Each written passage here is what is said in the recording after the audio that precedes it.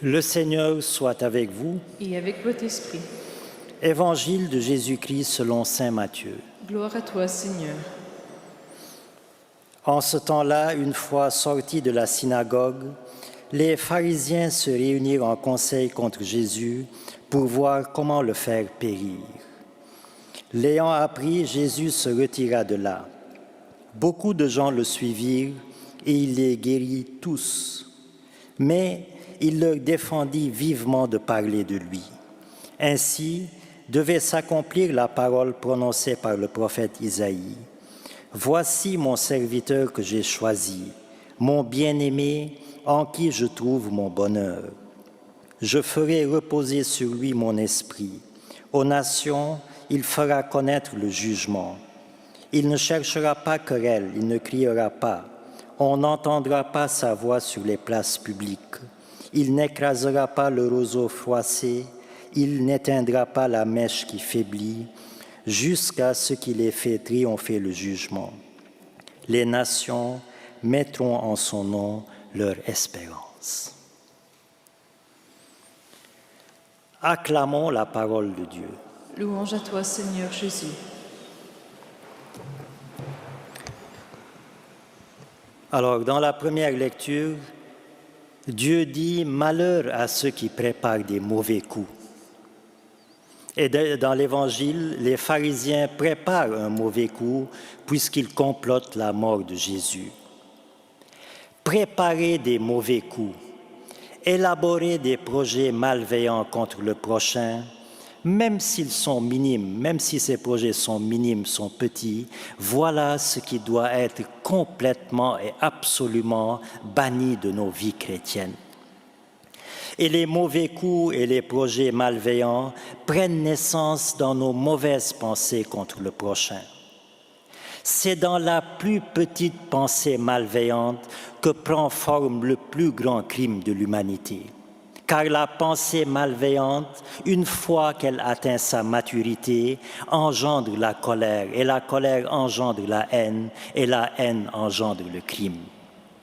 Il y a donc une gradation dans le mal, et tout commence par une mauvaise pensée, par une pensée malveillante. Et c'est pourquoi Jésus, dans le Sermon sur la montagne, nous dit « Vous avez appris qu'il a été dit « Tu ne commettras pas de meurtre ».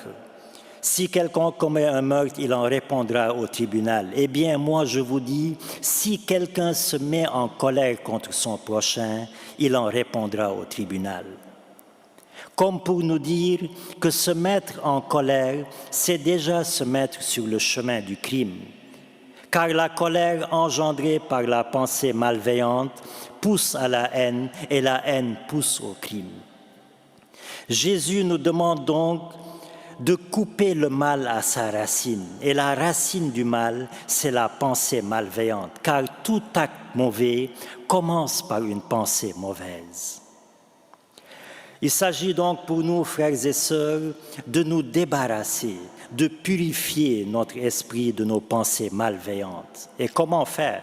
Eh bien, en remplaçant les pensées malveillantes par des pensées bienveillantes, car on lutte contre une mauvaise pensée par une bonne pensée.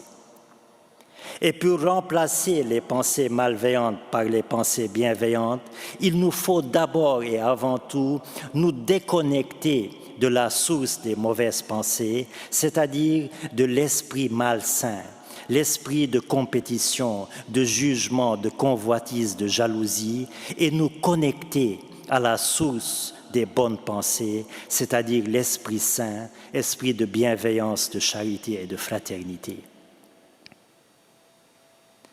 Plus je passe du temps avec l'Esprit Saint, plus je lui ressemble et plus j'élabore des projets bienveillants envers le prochain. Et plus je passe du temps avec l'esprit malsain, plus je lui ressemble et plus j'élabore des mauvais coups contre le prochain.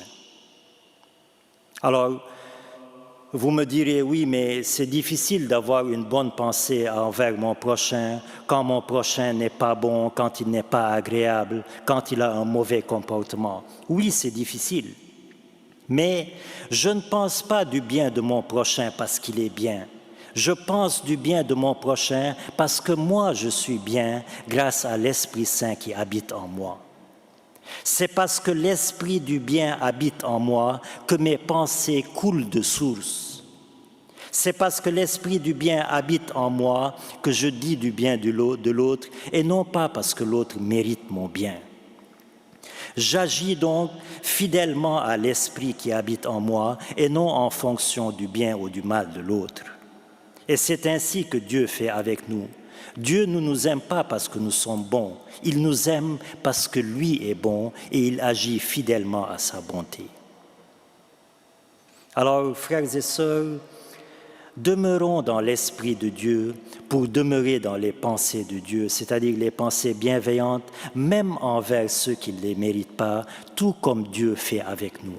Alors, demandons dans cette Eucharistie que le corps du Christ que nous recevrons tout à l'heure, purifie nos cœurs et nos pensées de toutes sortes de malveillances. Amen.